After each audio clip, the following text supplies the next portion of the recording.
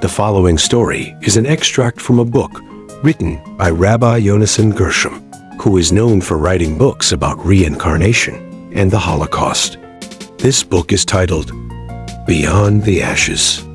This story is about a Canadian man that regained ownership of a clock that he owned in a past life when he was a Jew. Mr. Whittier grew up in a Canadian village that had a population of around 1,600. There were no Jews in this village. Before Mr. Whittier met Rabbi Gershom, he had only experienced 2 encounters with any Jewish people. He had no Jewish ancestors. His upbringing was rather strict, and his parents completely immersed him in their Christian beliefs. He later joined the Pentecostal church, where he learned to speak in tongues in accordance with the Pentecostal teachings of the New Testament. The members of this sect believe that whoever is able to speak in tongues, usually in old languages such as Armenian or Hebrew, is touched by the Holy Spirit who speaks through them. He was told that the language the Holy Spirit was speaking through him was Jewish. He had never heard this language, nor did he know which country it originated from. Mr. Whittier also had an aversion to pork.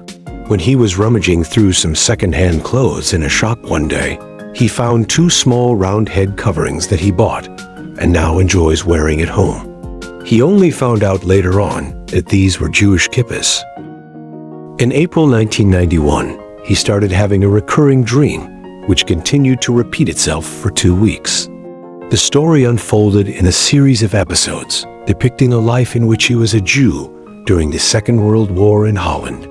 He saw himself in a cellar in which he and his family were hiding from the police and the SS. They were hoping to avoid being taken away like so many other Jews, so they remained hidden in the cellar behind sacks of potatoes. They had brought very little with them from their apartment. Among the things they had brought was a clock which was very valuable and which the family was rather attached to. Their dog was also seen as part of the family and was in hiding with them. In his dream, Mr. Whittier saw himself taking his black and white dog out into the garden just before dawn. The dog suddenly sensed danger, and a voice was heard coming from the darkness. The dog leapt at the intruders, an SS officer, who immediately shot it and then arrested Mr. Whittier. Mr. Whittier usually felt very disturbed on waking from these dreams. Towards the end of his 3rd dream, he was told that the clock was now in Canada and that he could find it in an antique shop in Bundester, one in New Scotland. The memory of these dreams usually stayed with him after waking. Who had spoken to him in the dream? Could it have been the Holy Spirit, who had often spoken through him in foreign tongues in the past? He decided to follow up the clue about the clock at the very next opportunity. Meanwhile, he was given even more advice in his dreams. He never imagined that this could have something to do with a past life, since his church strictly forbade the belief in this superstition. In a following dream, he saw soldiers on horseback leading him to an open mass grave, along with other men and women, including his wife. They were all dressed in prison clothing. When they got there, they were shot and thrown into the grave. Once these dreams had stopped, Mr. Whittier and a friend decided to go and see if the antique shop really existed in Bundester. They found an antique shop that was particularly noticeable because of its old-fashioned writing on the sign. They went into the shop that had many valuable antiques on display. They looked around but could not find the clock. Feeling disappointed, they were just about to leave the shop when the owner came in through the back door and closed it behind him. They could now see a clock, which until then had been hidden from sight by the open door. Mr. Whittier stood spellbound in front of the clock because he realized that this was the clock he had often seen in his dreams and knew that it had once belonged to him. But how could this be possible when, according to his belief, repeated lies on earth did not exist? Mr. Whittier asked the owner of the shop where all these lovely antiques had come from. The owner told him that he had recently returned from a business trip to Holland, where he had purchased the goods at an auction. The authorities had finally released these confiscated goods, most of which had belonged to the Jews. In this way, the antique dealer had been able to acquire a large amount of new stock. When Mr. Whittier inquired whether the clock had also come from there, the dealer said it had. After having been told the price of the clock, Mr. Whittier knew he could not afford it, and so he and his friend left the shop. Mr. Whittier could not forget this clock or his dreams.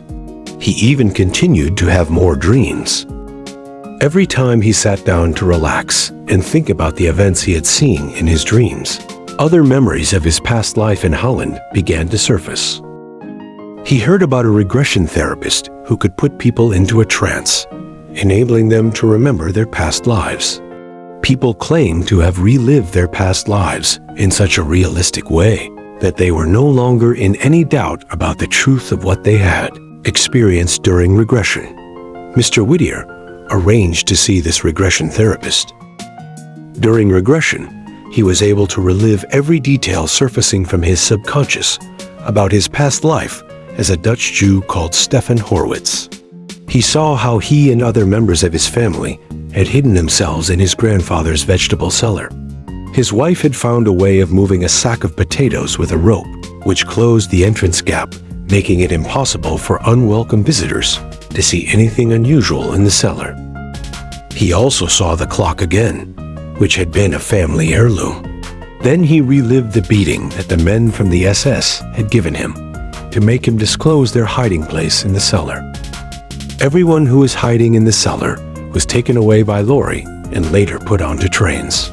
He witnessed every detail right up to his gruesome death, and everything his dreams and the sudden flashbacks had revealed to him was confirmed. During regression, he was also able to experience what happened to him immediately after he had been shot. He was floating in light and saw his wife Helen stretching her arms out towards him. In this after-death experience, the meaning of his earthly life was revealed to him. Mr. Whittier later wrote to Rabbi Gershom saying, "After this incredible vision of life after death, I was finally able to free myself of the pain and fears associated with my memories of the Holocaust." Rabbi Gershom often talked about this story, which Mr. Whittier from Canada had shared with him. On hearing this story, a number of people got together and made a collection in order to buy the clock. On the 19th of May 1996, Mr. Whittier once again became the proud owner of it. From these reports, you can see that dreams can often be very meaningful. Sometimes they will reveal information about past lives, which surface from the subconscious, the superconscious, or some other source. Many people have their first past life experiences in their dreams, which are often only perceived as the truth when information from other sources points to the same thing. Do you believe in reincarnation?